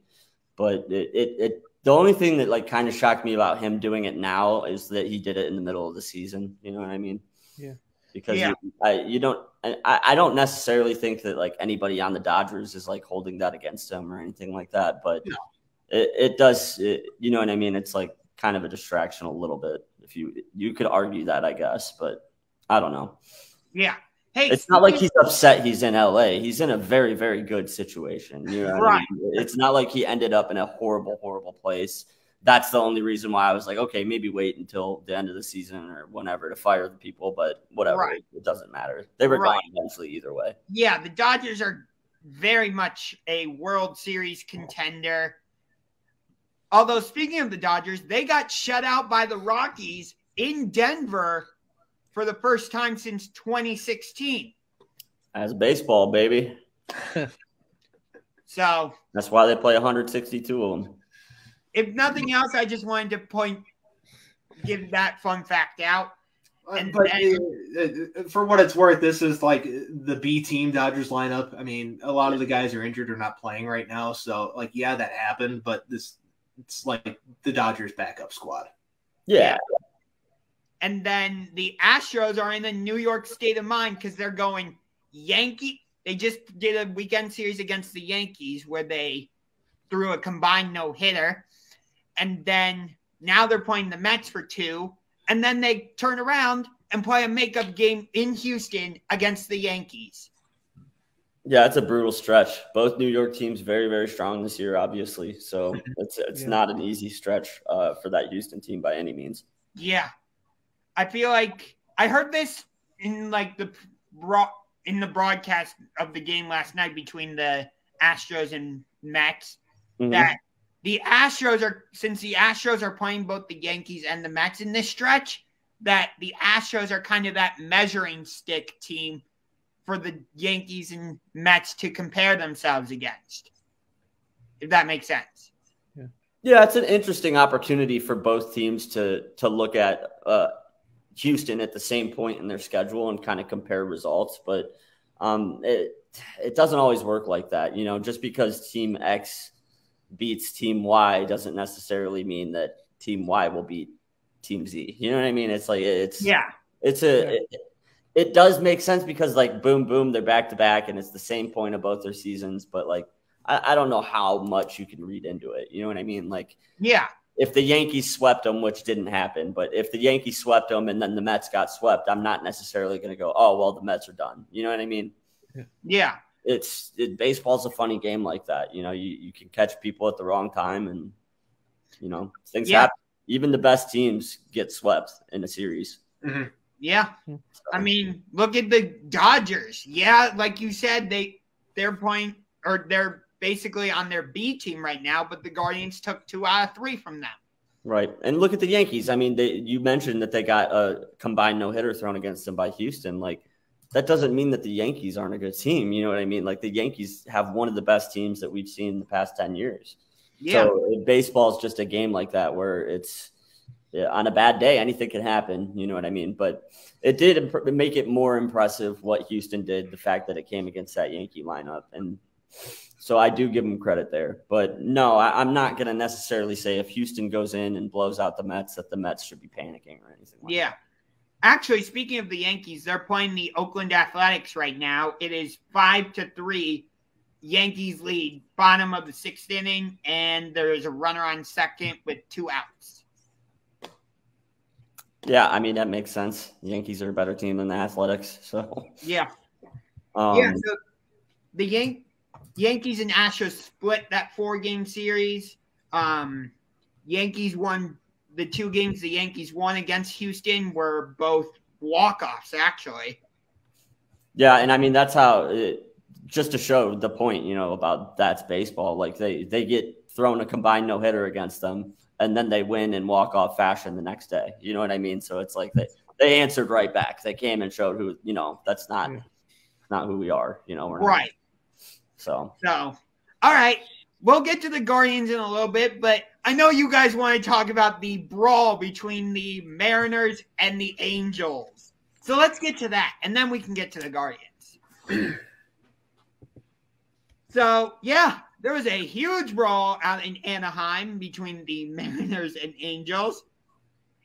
The Angels were deemed to purposely throw at Julio Rodriguez, which spurred the entire thing, and Jesse Winker had pizza delivered by a fan after being injected. Wow. The pizza thing is the best part of the entire story because that is hilarious. This is a pizza that was DoorDash, and the destination being Angel Stadium in Anaheim, and telling the guy to give it to Jesse Winker. Yeah, and he actually got the pizza. That's fantastic. So, but I mean, this made sense. You throw it at the young stud Julio Rodriguez. He's the future of that organization, and when you look at the Angels, it's like, who the fuck are they? You know what I mean? Like, they're a disaster. So yeah, I mean, it made sense. You could feel the moment that, like, okay, this is gonna blow up, but it blew up in spectacular fashion. Ended up being an all-time better than Mouse. No. Nothing's ever going to compare to that, but it was ugly, though. It was super ugly. Mouse in the Palace was your favorite? I wouldn't call it my favorite. It's kind of an infamous thing. Yeah, it's infamous. Anyway, getting back to Mariners Angels before we get completely thrown off track again. It was kind of infamous. So Phil Nevin got 10 games. Jesse Winker got 7. J.P. Crawford, Anthony Rendon, Dom Cheedy, I think that's how you say his last name. Correct? I have no idea. Okay. They each got 5 games. Andrew Wantz and Ryan Tepera got 3 games. Julio Rodriguez, Rizzo Iglesias, Ray Montgomery, Manny Del Campo got 2 games, and Bill Hasselman got 1 game. Yeah, a lot of suspensions were handed out after this game. My favorite part of this entire thing is that you see Anthony Rendon got 5 games. He's out for the season, okay? Yeah. He's not even suiting up to play, and he's getting a 5-game suspension. Yeah, that is hilarious. I love that they're going to give him time served, too, even though he's injured. So, did you happen to see any of the clips? Like, because the best clip of this entire thing is Noah Syndergaard running to the pile, then brushing his hair back 3 times before he even touched anybody. Did you see the other clip where, like, the one Angels player, like, just threw, like, all the sunflower seeds onto the field? What? Yeah, essentially just going, fuck this. There was so much going on in this one. It was an all-time baseball brawl. Like, it was one of those things that, like, it's like an M.C. Escher painting. Like, you look at it and you just see more and more. Every time you watch it, you see something new. You find something new every time you watch it. Exactly. Yeah. It's the gift that keeps on giving. Mm-hmm. Someone had a really good view that had those VIP suites, the diamond suites right behind the dugout, or right next to the dugout behind the plate. That view was pretty wild. Yeah. How much do you think those seats are? More than I can afford. I know that. Yeah. Especially since they're in Me too. Anaheim. Hey, Angels, can you please just change your name to the Anaheim Angels? You are not the Los Angeles Angels. You are the Anaheim Angels. They're not even in Anaheim, though, are they? They're in in Anaheim. Anaheim, okay. Yeah. The Los Angeles Angels of Anaheim. Like, fuck all of this. Go back to being California Angels, please. There you go. California Angels, please. Classic California Angels look. Like, I appreciate that. think about this. They're called the Anaheim Ducks. They're not called the Anaheim Ducks of Los Angeles. Yeah, it's just a gimmicky thing. It's Also, stupid. how are you guys feeling about the USFL right now? Who cares? It's the Is USFL. it still going? I thought it was over. The championship is sometime. It's between the Stars and Stallions. I don't know.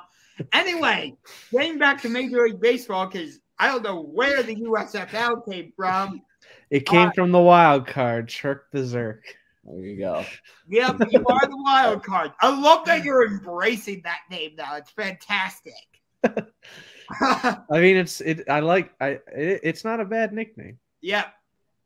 I gave you that nickname out of love, Churk. You guys done? Anyway, so DraftKings Sportbooks to open at Wrigley Field. Tell me more about this, James. On-site gambling. Come on. Isn't that Yeah. going to be fantastic? Who's been saying this since my first week on the show? On-site gambling is coming to a stadium near you. The fact that it's Wrigley Field, I think, is tremendous. Like, Are they doing it like the Three Stooges, like in the court? I have no idea what you're talking about. But they're going to have gambling windows at the stadium. So, yeah, people are going to be able to, bet during the game. On TV. It's going to be cool, too, because there's going to be fun, like, props and live bets, like, for each inning and stuff like that. And let's be honest, like, baseball needs something to bring people to the stadiums because a lot of people are staying and watching at home right now. And anytime you have the opportunity to, add to the experience, like it's going to bring more people out. And not that Wrigley's ever, had a problem with drawing people out, but I think that this is just them. They're just leading the way on this charge. Like they're just the first of many teams that are going to do this. Yeah, I agree with you.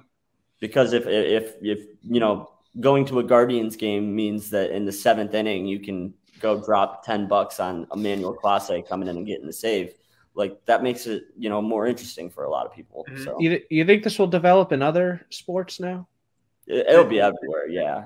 It already has. It already is it for other sports. Yeah. In Europe, they've been doing this for a long time too. And I mean, in other sports, horse racing, car racing, they've had gambling at the windows for a long time. Mm-hmm. So yeah, this is just something that was inevitable as states legalize. Like it's going to be everywhere. Yeah. So Bryce Harper, fractured thumb, needs surgery. Shitty. Sucks for baseball. Yeah, it does. And it sucks for the Phillies because at least they're actually it appears they're actually trying to get into the playoffs this year. Keyword trying. Well, everybody's trying. I mean, yeah, but looking at the Phillies not having one of the best players in baseball, they're kind of screwed. Yeah, they're currently 8 games back on the Mets. I don't think they have any real chance at contending in the division. And in terms of the wild card right now, let's see. In terms of the wild card, they're 3 games back from wild card 3. Yeah. So yeah, they're this is a bad time for Harper to go down. You never want your best offensive player to go down at a time when you're kind of hanging on to your last thread for hoping to contend in the National League. So yeah, right now the Phillies are hosting the Braves, and then after that they host one of the teams that's in front of them in the wild card race, the St. Louis Cardinals. Yeah, it just sucks. There's so many great baseball players that are injured right now. Oh yeah, even with getting Acuna back, and other guys are still out, and they're that we're waiting to get back, and to have Harper out again it just sucks for the game. Yeah, I agree with you. I wanted to add one more thing about the Angels before we moved on. Did you guys see? Did you guys see Mike Trout frustrated as all hell in center field because his pitcher was tipping pitches? Yeah. Oh my God, that poor guy. I feel so bad for Mike. I mean, he's out there, and from center field, he knows he can see what his pitcher's doing, and he's tipping pitches. That was just that moment right there was like, oh, they finally got on camera just the whole essence of the Mike Trout experience in Anaheim, Los Angeles, California, whatever the fuck you want to call it. That poor guy is just – he's like in baseball purgatory there. And that he's making a lot of money. Yeah, I mean, he's not struggling to make a living. I'll give him that. But when you're inarguably the best player of your generation, you want to win. You know, come to Cleveland, dude. This Guardians team is not going anywhere. That's what I said. Mike Trout should come to Cleveland. If Trout came to Cleveland, that would be interesting. Yes, but it's not going to happen. But and if it did happen, are we hosting a trophy? No. The World Series? No. He's not that good. He's good, but he ain't that good to get us over the hump against a team like him and Shane Bieber? I think long term, obviously, adding the best player in baseball makes your team better, absolutely. But does it make it good enough for Cleveland to go into New York and beat them in a 7-game series? I don't think so. No. James, and it'll never happen. So it's just this is an invalid conversation. Yeah. Mike Trout comes to the plate 3 times a game, maybe 4. Right. Not enough. No. Yeah. Speaking of the Guardians, they are struggling. Got swept by the Red Sox. Got hammered against the Twins in Game 1 of this series, and then, yay! They ended their losing streak. And then what happened in Game 2 of the doubleheader yesterday? They get blanked 6-0. Yeah. Yesterday, Game 2 sucked. That game sucked all of the ass. Mm-hmm. It was awful. I mean, when I went to the Guardians game on Sunday against the Red Sox, was I expecting us to win? But I thought the game would at least be close. You know who they needed, Bryan? I mean, we've had this stretch of schedule circled for a while now. We knew this was going to be a very difficult run for the Guardians, and they're a very young team. So they needed Taco. They've definitely hit a little bit of a skid in their season. Lost a little bit of the momentum, and the wind doesn't appear to be at their sails like it was a week or two ago. But we're not playing so bad that we've put ourselves out of contention or anything like that. So it has it been an ugly week, sure, but I'm still very optimistic for the Guardians moving forward. Yeah, right now they're in second place in the Central. They are 3 games back of the Twins, and then in the wild card, they're 2 games out. Yeah, all 3 wild card these extra teams in the postseason now, like having 3 wild card teams really opens things up. Yeah, and with the AL Central being as bad as it is, anything can still happen there. Right. It's a young team. We were expecting this to happen. We were never going to continue the success we were on forever. So it's what do we do from here? Yeah. Now, this is where we find out, is this more of the team, or is the team that was hot more? Or we could bring back Sizemore. What are you even talking about? Grady? Did you really baseball in a decade? 7 years old. He's what? He's 87 years old. He hasn't played in a decade, Churk. Yeah. Last time we saw Grady Sizemore play baseball, it was a very forgetful stint with the Phillies. He has been out of the league since 2015, Churk. Was he even that good, in your opinion? Wait. I'm going to go out on a limb and say that Churk thinks he's a first ballot Hall of Famer. No. I don't watch baseball, so I can't really comment on Hall of Famer. Grady was a good player. He was. I'm not saying he's not a good player, but he's not the best of them. He has not been in the league for almost 10 years, so that's time to come back. Yeah. No. Do you know how time works? He's not that old. It's August 2nd. He'll be turning 40, and he hasn't. That's not that old. Yeah, but he hasn't played. Like he's done. He's retired. Anyway.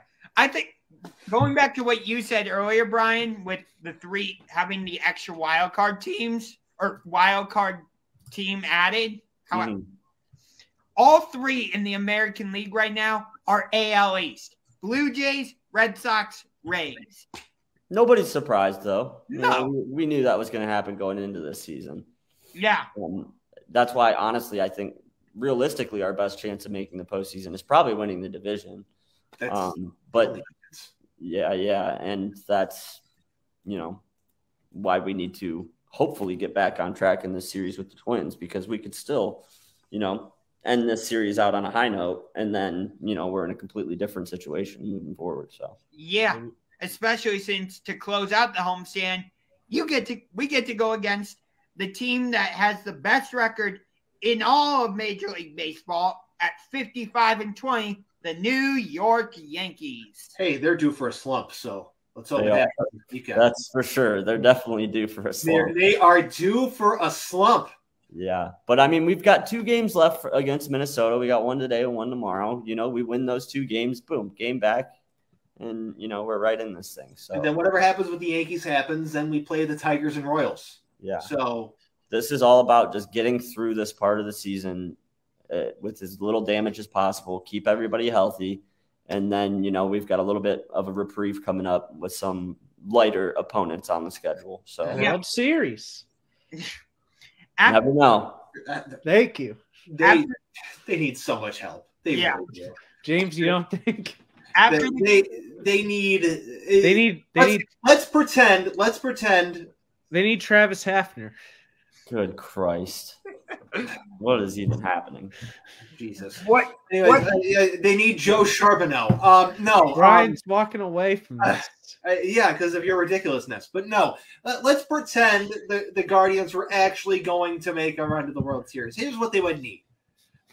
A huge upgrade at catcher. Okay. They would need someone who's an outfielder that can hit the ball over the wall, because they don't have that right now.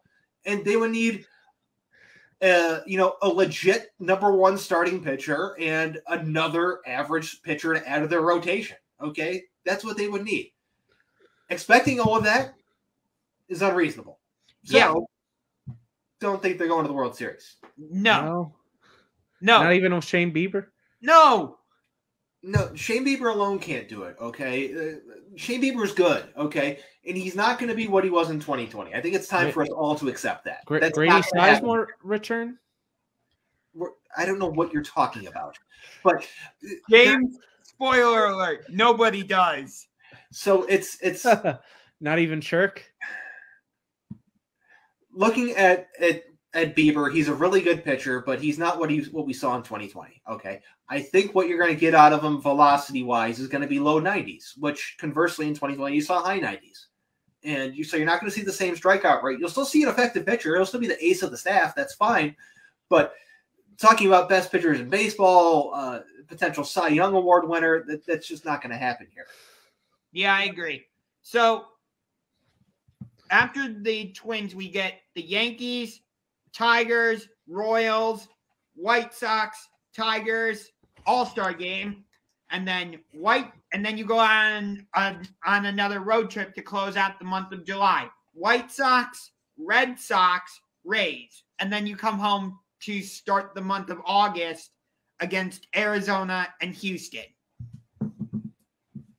That's the next month or so of games for the Guardians or series. The keys is going to be what it's always been. It's win 2 out of 3 or split a 4-game series. Hopefully win 3 out of 4. Okay, that's what they need to do.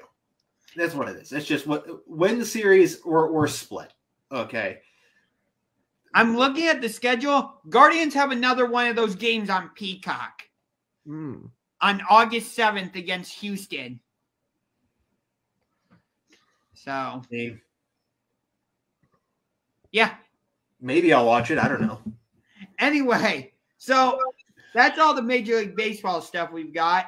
I really don't have a good transition for this, so I'm just not going to try. Browns? Yeah. We're talking Browns. We're talking Deshaun Watson. Exactly. And we're talking about how his hearing has begun and is continuing. Yeah. You have written on here, Watson rejected a 1-year settlement from the league, which is now seeking an indefinite suspension, and should more lawsuits be filed. Sorry about that, y'all. Amazon was here. Oh, you're good. You're okay, good. I didn't do that. Got some coffee coming. No, I didn't walk away because of you, Churk. because I brought up about Travis Hafner. We're done with baseball, Churk. We're done. We're talking Deshaun Watson now. The comment was so bad. This whole situation. Yeah. We did move on. Yeah, the trial is continuing. League wants a year-long suspension, although it sounds like they actually want an indefinite suspension. NFLPA doesn't want that. If I had to guess, they're going to settle on 8 to 10 games. Yeah.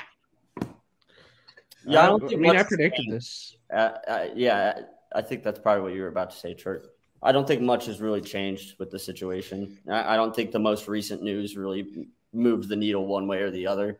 We've always kind of known that the league was going to push for at least a year suspension and that we were always going to try to push for less. So I think eventually we end up somewhere in the middle and they try to count last year as some time served. And yeah. But I don't know. We'll see. I wouldn't be surprised if he is out for an entire year, maybe more. So it's interesting that you bring that up about the possibility of him being out for the year. I actually just got an article published from Dog Pound Daily on Fanside. Not to say that the Browns should mail in the 2022 season, but is it too early to already be looking ahead to 2023? No. And the reason I asked that question is because into the 2023 season, the Browns hopefully, or presumably I should say, won't have to deal with this Baker Mayfield situation. Because speaking of which, he could do a good job. Anyway, he's got chance of redemption. Anyway, I think by the end of the season, Baker Mayfield will be traded.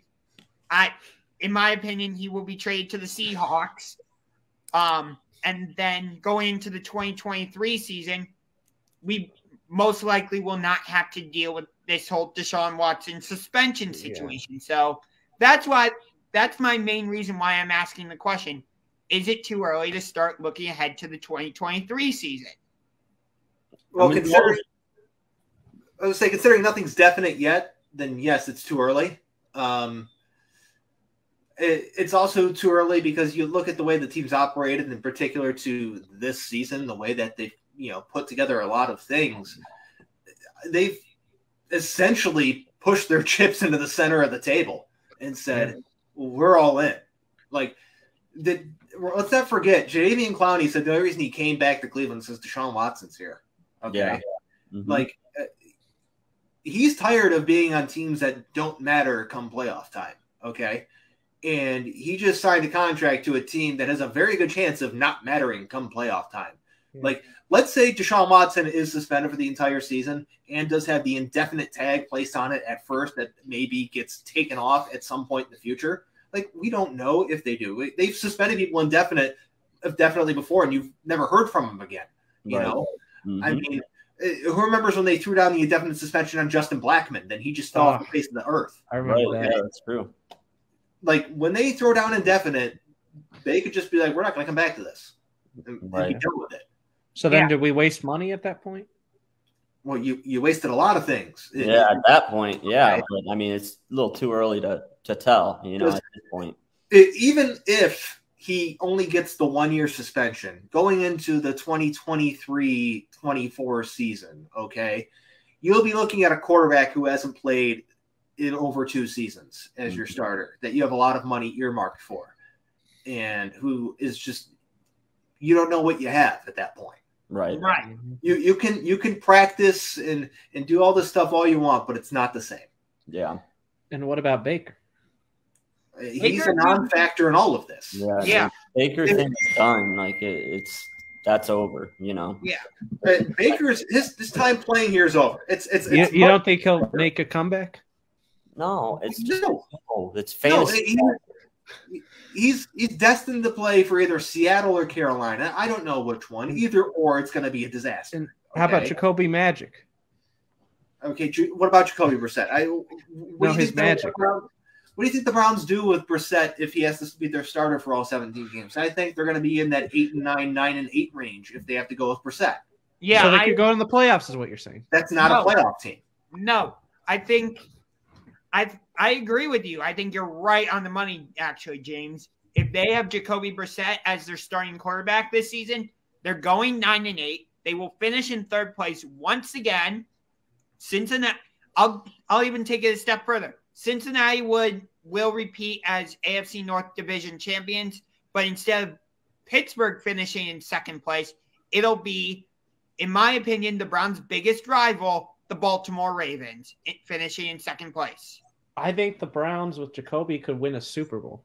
You think they could have won a Super Bowl with Case Keenum? Okay. And they should have played him more. I don't know why they didn't. They could have won more games. Because they got tired of watching quarterbacks that were, under 6 feet tall not do enough. Okay. But he was 6'3" is the thing. He could have done a lot. Case Keenum's not 6'3". Yes, he is. Okay. Does it really matter? I didn't know they stacked shitty quarterbacks that tall. I will say he's 6'1". I got it wrong. Told you. That's a generous 6'1". Okay. Anyway. Probably 5'10". Anyway, looking at this season, if Jacoby Brissett is the starting quarterback, which presumably he's going to be, I think that they can still start the season 4-0. They can beat Carolina, they can beat the Jets, they can beat the Steelers, and they can beat the Falcons. 4-0. I don't think that's out of reach for them. I don't think that's too much of us to ask. I think you're getting a little ahead of yourself, giving them a little bit too much credit here, because when you go from someone who has the talent level of Deshaun Watson to someone who has talent level of Brissett. Brissett's a really good backup, okay, but the margin for error shrinks so much. Right. Look at Nick Foles.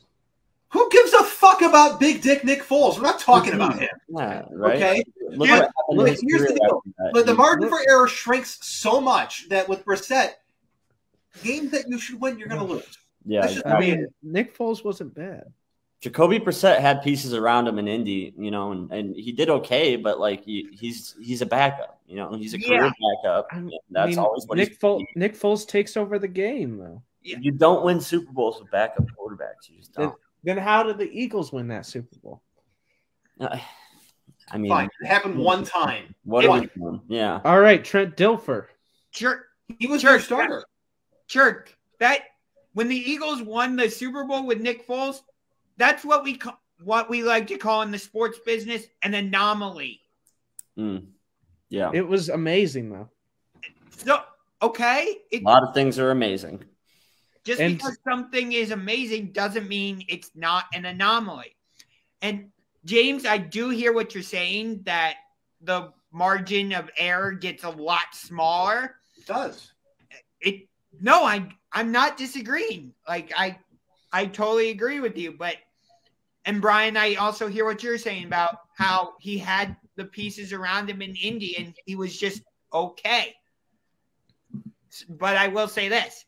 He does have arguably the best running back duo in the league with Kareem Hunt and Nick Chubb. Or I'm sorry, let me flip that. Nick Chubb and Kareem Hunt. There we go. And he's got decent receivers around him. I wouldn't say any of them are great. Especially Donovan Peoples-Jones.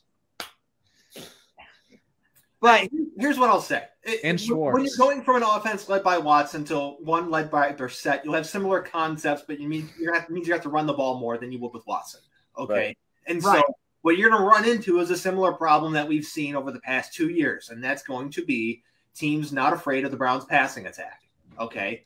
And so you can't do that again. If you're getting stuck in that same, getting pigeonholed in that same style of offense again with an offensive line which is not as good this year as it was the year before that, right, then you have problems. And let's talk about the least sustainable position in the NFL. It's the running back position. Just because they had success last year doesn't mean they'll have success this year. So if you get forced into being a one-dimensional team, Jacoby's not good enough to pass a team to victory. He's just not. Okay. I beg to differ, Bryan. I think this could be the next Nick Foles here. You also thought Taco was going to be Shaquille O'Neal. I thought Taco was going to be playing I mean, if Taco was on the team, I think he could also be a good quarterback too. You think Taco Fall could be a good quarterback in a sport he doesn't play? That's a good take. You see this wall behind me? I want to slam my head against it right now. Against the brick one? No, I mean this cork board. Ugh. Ay. Okay. Here's how I'll tell you this. In Jacoby Brissett's best season, okay, where he went 7-8, he averaged 18 completions on 29 attempts. Not bad. That's not bad, but that's not something that you're going to be like, this guy's leading this team to victory. I mean, I'm looking at his numbers. He averaged under 200 yards a game. Yeah. And what about his touchdown to He wasn't taking chances, so that's why he has this inflated touchdown interception ratio. We saw this a year ago with Baker. Okay, right. This is the same thing. You're having a guy that doesn't take chances. He's being careful with the ball. Congratulations, you have a taller Tyrod Taylor. Okay, Right. but that's not a guy that's going to win you anything that matters. Right. He'll be better than Baker. Jacoby will be better than Baker. I'm not arguing that. He's better than Baker. I'm just saying that he's not someone who you're like. He's not putting the team on his shoulders, leading you to victory. Right. Okay. Your path to victory with Jacoby Brissett is very similar to the path to victory with Baker Mayfield, in that he is a passenger of the offense. The problem is that doesn't win shit when it comes playoff time. It really doesn't.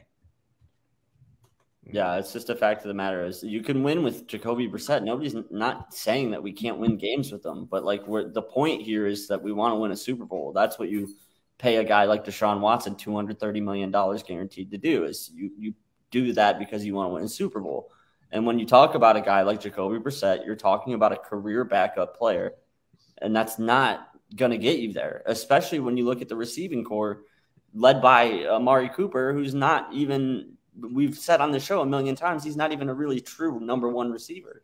Right. Like, you got to be realistic when you look at it, and to think that Jacoby's going to take us to an AFC North championship is just ludicrous. I think it's reasonable.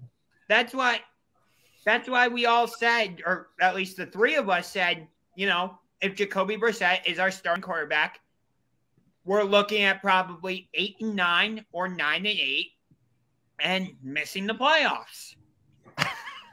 I think we'll scenario 10-7, and you still not might. We'll make the playoffs. I think that. I don't think they make the playoffs. Okay, here's what it comes down to, and Bryan just said half of it. Okay, you can win games with Jacoby Brissett, but you can't win games because of Jacoby Brissett, and that's what it comes down to. And how about Josh Dobbs? If Josh Dobbs is playing, a lot of things have gone wrong. Yeah. Huh? Okay. We're talking about third stringers now. What about Josh Dobbs? Like, wait. I for what it's worth, Jacoby Brissett has 2 career fourth quarter comebacks, 3 career game-winning drives. Yeah. So, so if I'm hearing you correctly, James, you're saying like when the Kansas City Chiefs win a game, they win it because of Patrick Mahomes, not with him. They can, yeah. He's a guy that can take over a game, and you will absolutely win because of him. Okay. Or like what with Buffalo, like the Bills can win. It's because of Josh Allen. For the Bucs, it's because of Tom Brady. It's because of Aaron Rodgers. It's because of Matthew Stafford. Okay? It's because of those guys. Teams that win games, the Browns won with Baker Mayfield. Okay?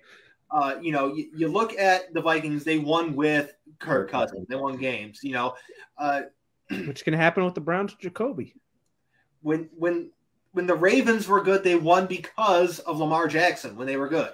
Okay. Mm-hmm. Okay, let me ask you on that quickly. When they won the Super Bowl, did they win it because of Joe Flacco, No. or did they win it with Joe Flacco? They won it with Joe Flacco, who was on the hottest hot streak of his career. But let's not forget how good that defense was, okay?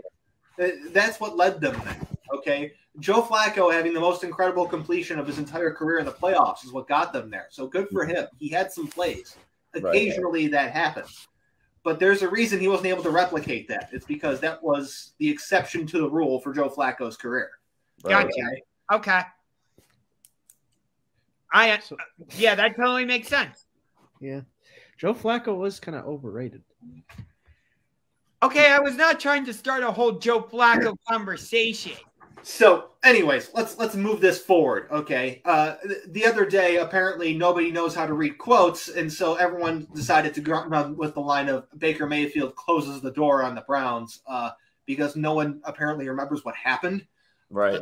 The Browns closed the door on him. He didn't close the door on the Browns. Okay. Right.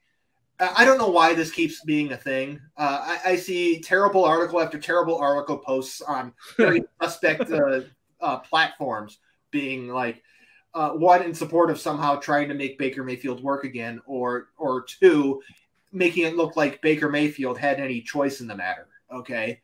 Like, the Browns told him no.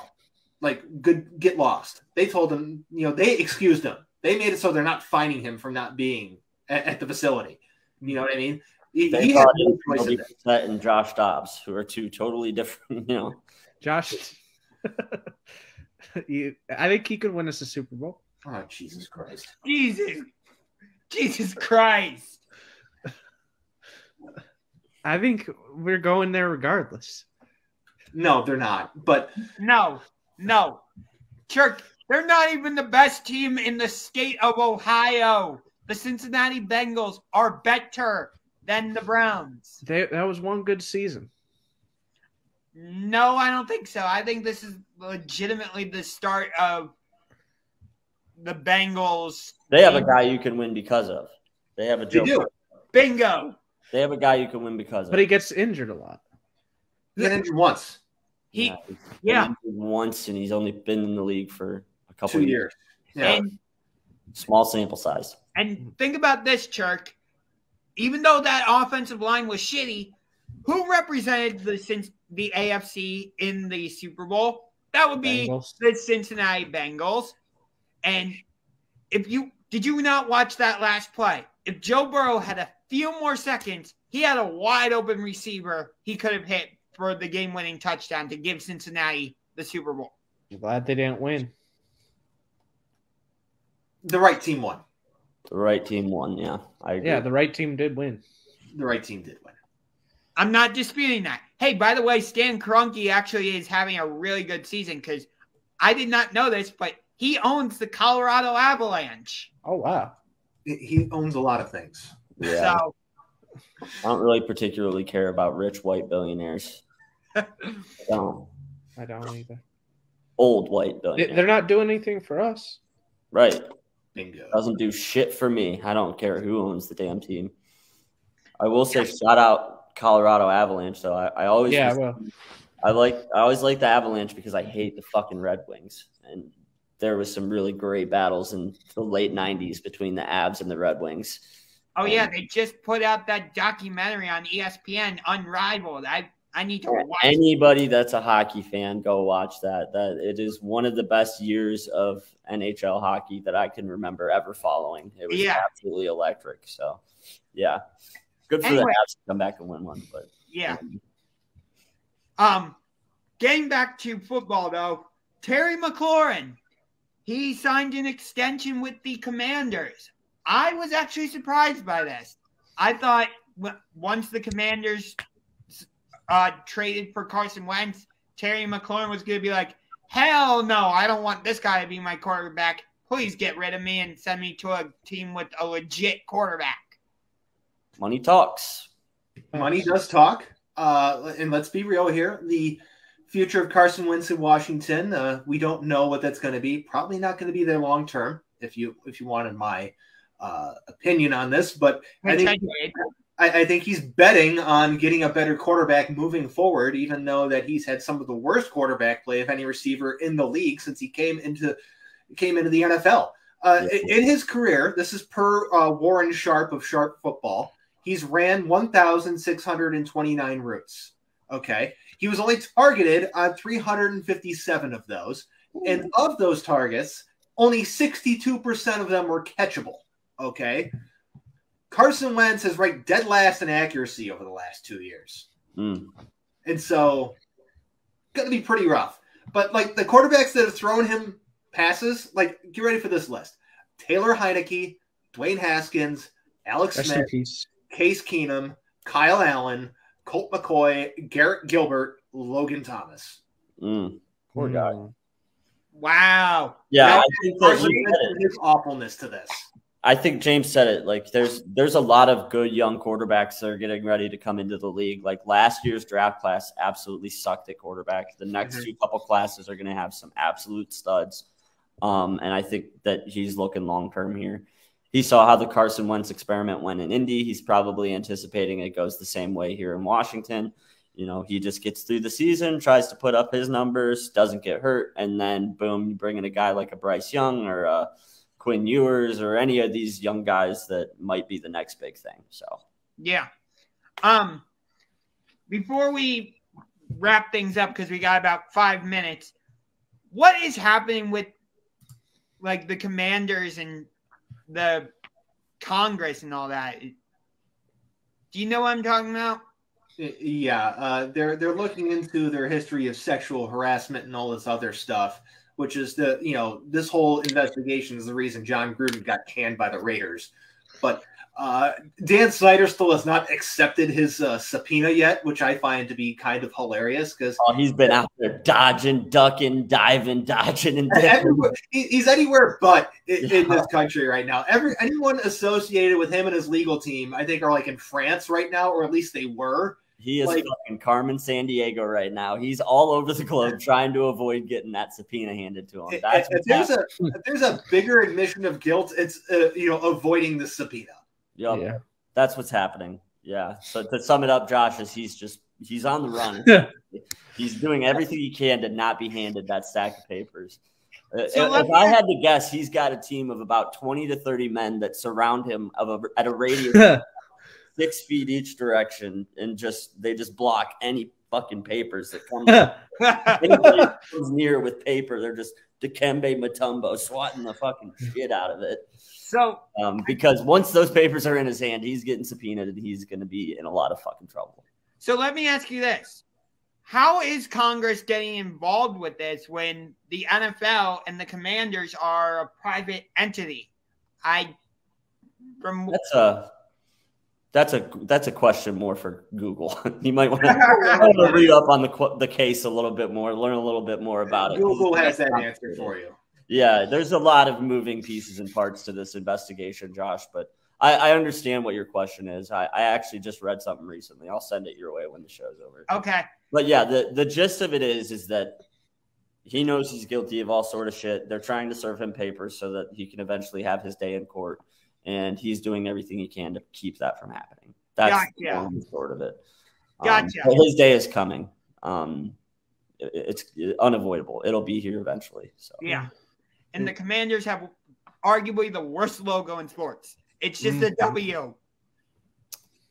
They've got some.